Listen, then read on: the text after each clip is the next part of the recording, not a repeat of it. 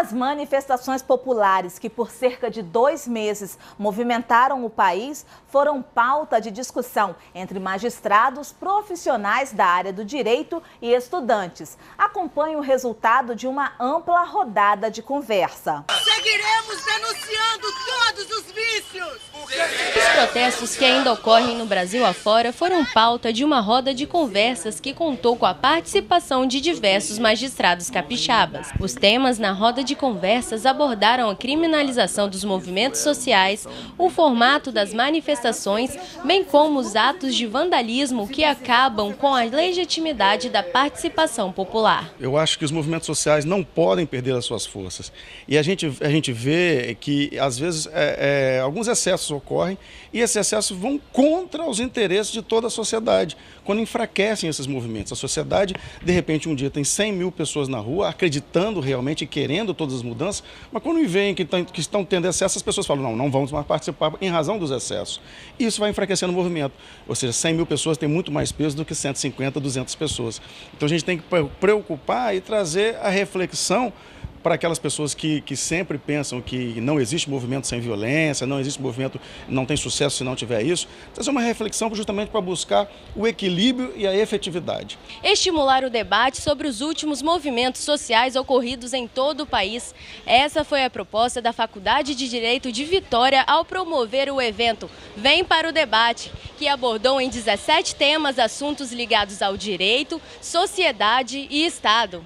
Os estudantes que participaram da roda de conversas aproveitaram para reforçar a formação acadêmica. A gente sabe que muita coisa precisa mudar, a gente sabe que tem muita coisa errada e a gente, como estudantes, a gente vai para o mercado de trabalho, a gente vai se tornar um profissional e chegar como um profissional, tendo uma consciência social, uma consciência de mudança, de querer uma melhoria, eu acho que isso é de uma relevância muito grande, porque a gente está visando o nosso futuro. O desembargador Samuel Meira Brasil Júnior coordenou o debate e reforma política feita por quem? Pelos políticos. E ponderou que, ao abordar o assunto no meio acadêmico, demonstra a necessidade de mudança para um modelo que atenda melhor os anseios da sociedade. A discussão da reforma política hoje, depois de todos aqueles movimentos que nós presenciamos, demonstraram a necessidade de um debate na busca de um modelo ideal. É claro que nós nunca atingiremos aquele modelo perfeito, e até mesmo em razão de divergências ideológicas. Mas a partir do momento que nós discutimos e debatemos um modo de aprimorar alguns pontos específicos que não são considerados aqueles ideais, isso trará uma contribuição muito grande. Essa possibilidade já foi vista até mesmo pelos nossos parlamentares, porque existem diversos projetos tentando introduzir uma reforma política. E agora a discussão chegou à massa, chegou à rua, chegou àquele que é o verdadeiro detentor do poder político, que é o povo.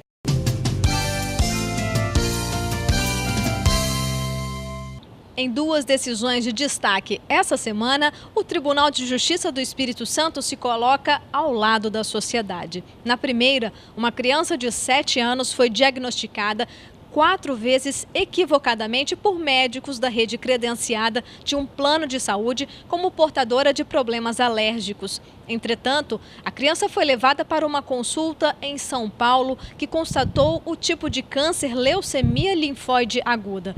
A segunda Câmara Cível do Poder Judiciário Capixaba reformou sentença do juízo da 11ª Vara Cível de Vitória e a família teve direitos à indenização por danos morais e a ressarcimento das despesas reconhecidos à unanimidade.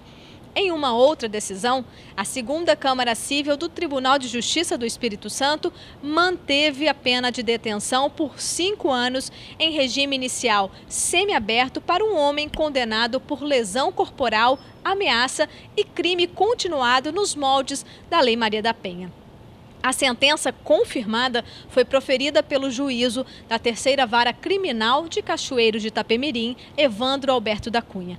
O réu é acusado de agredir por diversas vezes a sua esposa, com socos e chutes em várias partes do corpo. Enquanto batia na mulher, o marido a ameaçava de morte e dizia que iria jogar o seu corpo em um rio da região.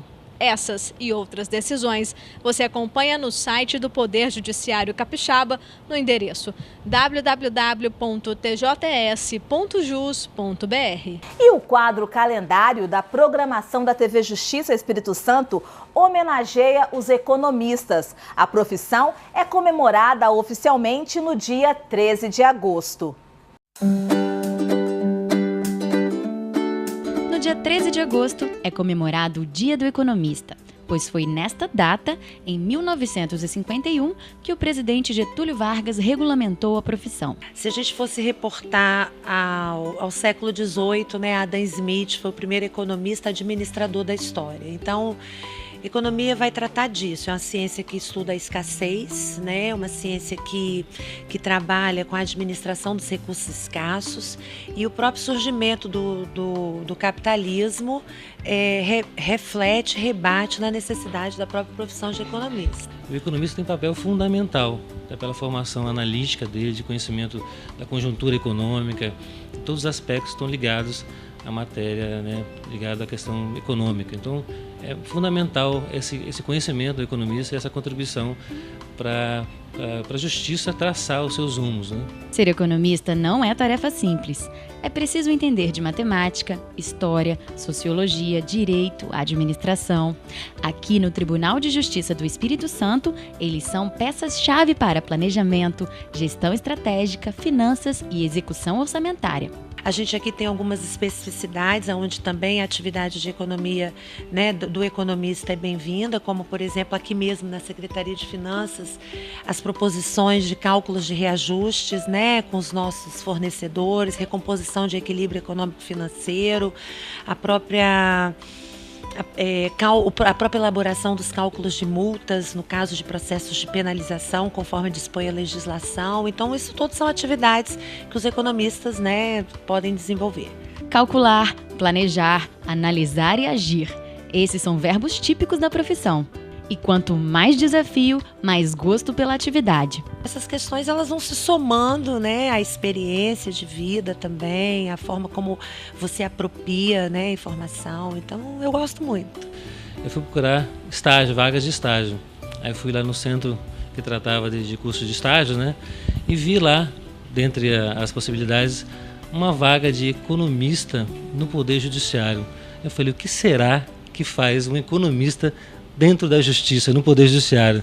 Fiquei curioso, vim aqui fazer uma entrevista e estou aqui há 25 anos contribuindo para o Poder Judiciário, né? E por falar em homenagem, a produção da TV Justiça elaborou um programa contando a história da OAB no estado. No programa Nossa Memória, Nossa História, você é o nosso convidado para conferir uma entrevista com o ex-presidente da OAB, Seccional Espírito Santo, Agesandro da Costa Pereira. E o Repercussão da Semana termina aqui. Obrigada pela sua audiência e até o nosso próximo encontro. TV Justiça Espírito Santo, cidadania e transparência para você.